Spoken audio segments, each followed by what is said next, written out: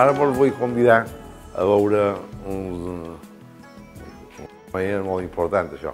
Són els dibuixos que vaig fer quan estudiava Belles Arts, tots els de dibuixos de galera, inclús a banda de Belles Arts, de Cingrés, ja anaven als oficis i feien dibuixos en la Cerdà i tal qual. I vam arribar a fer estudis de clar i foix, de 3 estàtues, una de les altres, aquí hi ha 2 exercicis d'aquests. I, en fi, llavors ho explicaré. Venim amb jo.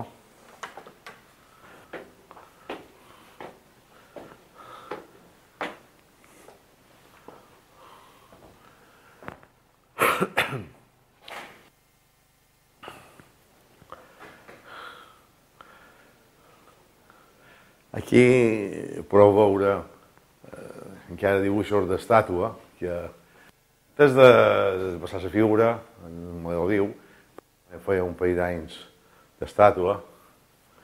Aquí hi ha els exercicis. Per sort els he pogut conservar tots, tinc bastanta cosa. En aquesta etapa, jo calculo que tindria 13, 14 anys, fins als 15, 16 anys, màxim.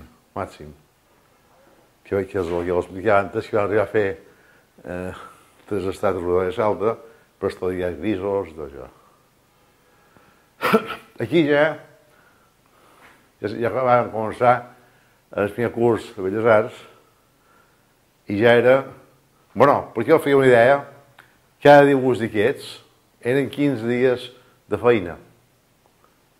2 hores cada dia, el professor, els corregia i tal, però dir això, ara pareix que no és res, però són 15 hores de feina i mos duia i feina intensiva, no és tal.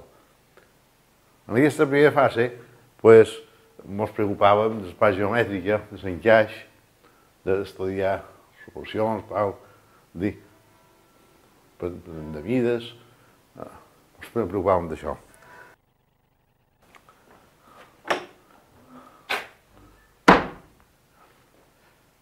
En aquest cas ja s'aprecia un dibuix més complet, més madur. Aquí ja havíem estudiat anatomia, perquè alternàvem el dibuix amb l'estudi d'anatomia i ja hi ha un coneixement més articulat de la figura. Aquests dibuixos, no s'ha de posar medalles, perquè així són meus, perquè jo no estic posant medalles explicant el bons que són aquests dibuixos en el moment. Estan els avells i un to.